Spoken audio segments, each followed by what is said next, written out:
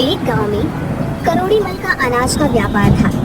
वह गांव के किसानों से अनाज लेकर महंगे दामों में शहर में बेचता था। मेरे सिवा किसी को अनाज बेचने की सोचना भी मत। मैं ही तुम सबका भला करूंगा। आप तो अन्नदाता हैं सेठ जी, हम गरीब कहाँ जाएंगे। धीरे धीरे सेठ ने सबकी जमीन भी हथिया दी।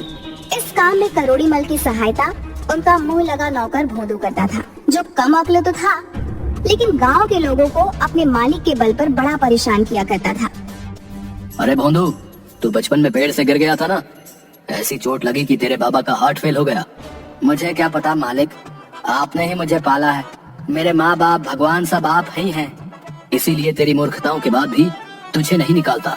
पर अब सावधान हो जा। अरे मालिक, आपके लिए जान भी दे दूंगा। एक दिन करोड़ी मल भोंदू के साथ सामान लेने शहर गया।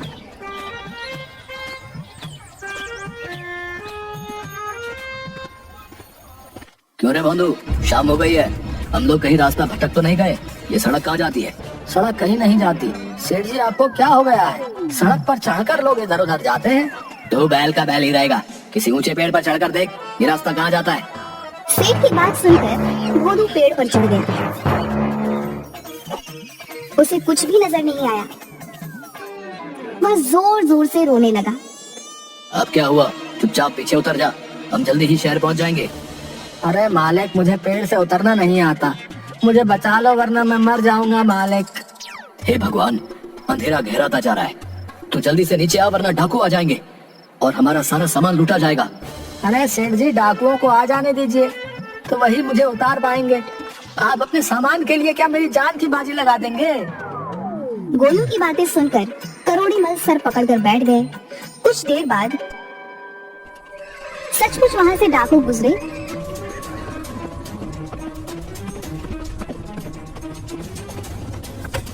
उन्होंने संजीदा राम को पूरी तरह से लूट लिया और भोंदू को पेड़ से नीचे उतारकर फेंक दिया। हाय मेरी कमर टूट गई। जब उतारना ही था तो धीरे से उतारते। चलिए सेठ जी, जल्दी से चलते हैं, अब डरने की कोई बात नहीं। सेठ अपनी किस्मत को कोसता हुआ वापस अपने घर आ गया।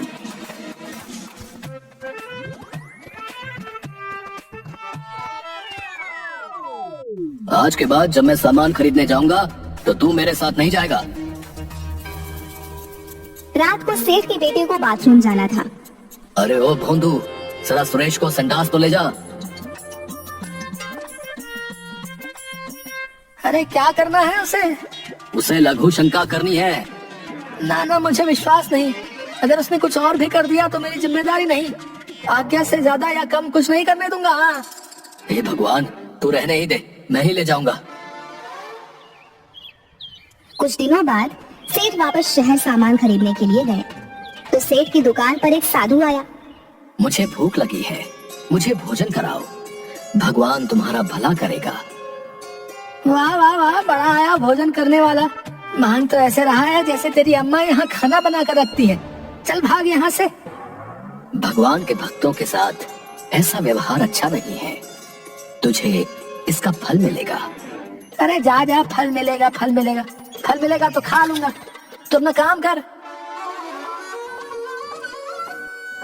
भोंदू इसी तरह का व्यवहार सबके साथ करता था और सेठ का मुंह लगा नौकर होने के कारण वो पूरा फायदा उठाता था। एक दिन करोड़ी मल अपनी जमीनों की लिखा पढ़ी कर रहे थे कि उनका चश्मा गंदा हो गया। उन्होंने भोंदू को बुलाया। अरे ओ भोंदू, जरा ये मेरा चश्मा तो साफ कर दे, कुछ भी नजर नहीं आ रहा है। अभी लो मालिक, ऐसा चमका दूंगा कि मुझ पर नाज करोगे। मालिक को खुश करने के लिए कमअक्ल भोंदू सोचने लगता है कि क्या किया जाए। तभी उसे पास में रहने वाली घुमरी की आवाज सुनाई देती है। देख सुगनिया, मेरा बर्तन कितना चमक रहा है। कुछ भी चमकाना हो तो चूल्हे की राख से सूखा ही रगड़ देना चाहिए। अरे बस इतनी सी बात है, आज मालिक से इनाम लेके रहूंगा।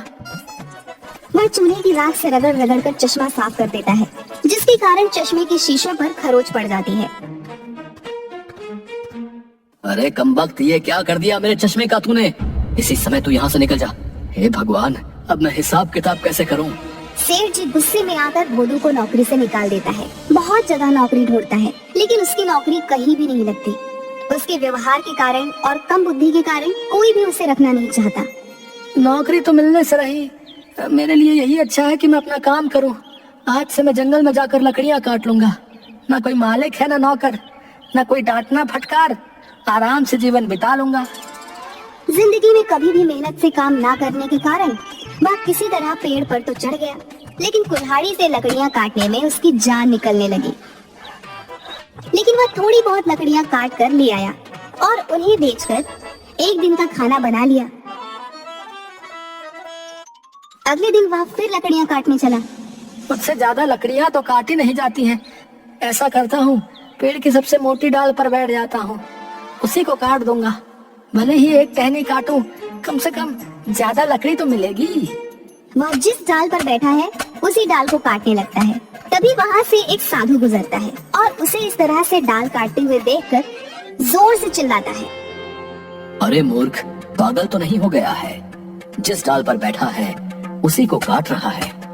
मरना चाहता है क्या? अभी नीचे गिरेगा।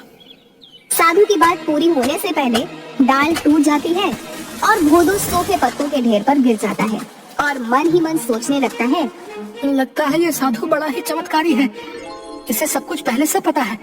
मुझे इसके ही पैर पकड़ लेने चाहिए, यही मेरी नैया पार करेगा। अरे भाई, क्या तुम कोई ज्योतिषी हो? तुम्हें मेरे गिरने का पता पहले ही कैसे चल गया? तुम महाज्ञानी हो, जरा दया करके मुझको बताओ कि मेरा भविष्य क्या है। भोदू की इतना कहते ही साधु समझ गया कि भोदू पूरी तरह से मूर्ख है। उसे याद आ गया कि इसी भोदू ने उसके साथ बुरा व्यवहार किया था। वाह प्रभु, आपने इसको सबक सिखाने के लिए मुझे अवसर दे दिया। बिल्कुल सही समझे। मुझे वर्तमान भविष्य सभी का ज्ञान है बच्चा। मेरी दिव्य दृष्टि बताती है कि तुम्हारी मौत तुम्हारा पीछा कर रही है। महाराज, ये आप क्या कह रहे हैं? मुझे कोई तो उपाय बताइए। बिना दान के ज्ञान नहीं दे सकता हूँ। तो मुझे पैसे दो, मैं तुम्हें भविष्य का ज्ञान दूंगा।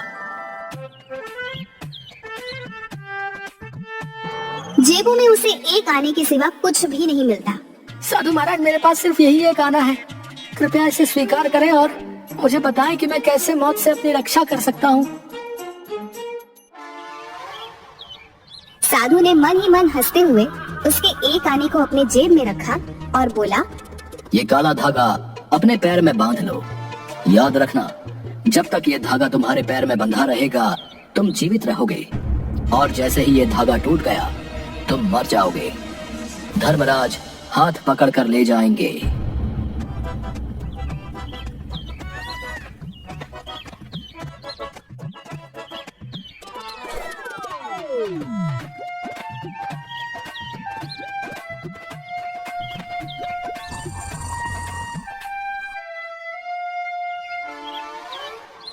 अजी, कुछ पैसे कमा कर लाओ। सुबह से घर में चूल्हा भी नहीं जला है।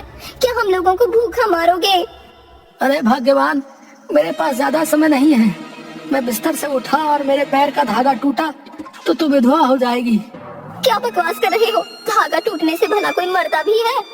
अरे आज मैं एक ऐसे महाराज से मिला था जिसे भूत भविष्य सबका पता था। उन्होंने कह दिया तो ये होना निश्चित है।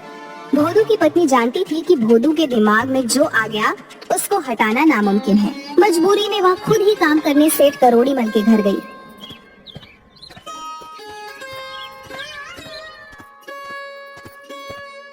अरे क्या हाल है लाजो? भोंदू ठीक तो है? इतने दिन हो गए, काम मांगने भी नहीं आया। अजी क्या बताऊं, वो तो रोज ही कुछ नए नए नाटक करते हैं। आजकल उन्होंने पैर में एक धागा बांधा हुआ है। कहते हैं अगर धागा टूट गया तो वो मर जाएंगे। चल तू परेशान मत हो, मैं खुद तेरे घर चलता हूँ और उसे खींच कर ले आता हूँ। उस मूर्ख को मेरे सिवा कोई नहीं उठा सकता।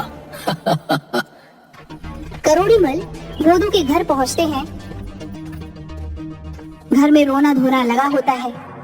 आइए आइए सेठ साहब, देखिए ना, भोंदू कह रहा है कि वो मर गया है। मैं बर्बाद हो गई, भरी जवानी में मर गया रे। हाय दैया, आप मर गए। अब क्रियाकर्म के पैसे कहाँ से आएंगे? ये क्या बकवास है? चुप रहो तुम। ये सब कैसे हो सकता है? वो तो मेरे सामने ही बैठा हुआ है। अरे भोंदू, तू क्या कर रहा है? सेठ साहब, जंगल में मैं एक बहुत बड़े साधु से मिला था। उसने मुझे पहले ही बता दिया था कि अगर ये काला धागा टूट गया तो मैं मर जाऊंगा। देखो ना, काला धागा टूट गया है। अब धर्मराज हाथ पकड़ कर ले जाएंगे। अरे पागल, जबकि सबके सामने जिंदा बैठा है तो मर कैसे गया? किसी ने तुझे बेवकूफ बनाया है। अब चल और काम कर। मैंने दूसरा चश्मा खरीद लिया है। चल अब उसको चमका दे। ये क्या कह रहे हैं मालिक? हम तो बाबा पर बहुत विश्वास करते हैं। मर गए तो मर गए, अब तो बस मेरे क्रियाकर्म का इंतजाम करिए। बाबा ने कहा था मरने पर धर्मराज हाथ पकड़ कर ले जाएंगे। अरे मरने के बाद तो धर्मराज के कोड़े खाने होंगे। दूसरा, ये सब तुझे जला भी देंगे। जिंदा रहेगा तो मेरे साथ हवेली पर ऐश करेगा। पर धागा तो टूट गया है। रहेगा मूर्ख का मूर्ख। अरे जब तक यमराज लेने आए कुछ और बांध ले, उन्हें कैसे पता चलेगा? अरे ये देख, अपनी कजरी के गले में पड़ी काली रस्सी धागे से ज्यादा मोटी है। पर वो हमारी कजरी को ले गए तो? अरे यमराज हाथ पकड़ के ले जाते हैं, कजरी के हाथ ही नहीं है। बस दोनों बच गए। वाह वाह मालिक, आप हमें बचा लिए। अरे लाजो, आज से ये रस्सी हमारे गले में बांध दे। हम जी जाएंगे और कजरी भी जिंदा रहेगी। लाजो कजरी की रस्सी भोंदू के गले में डाल देती है और करोड़ी मल उसकी मूर्खता पर हंसते हुए रस्सी पकड़कर उसे अपने घर ले जाते हैं।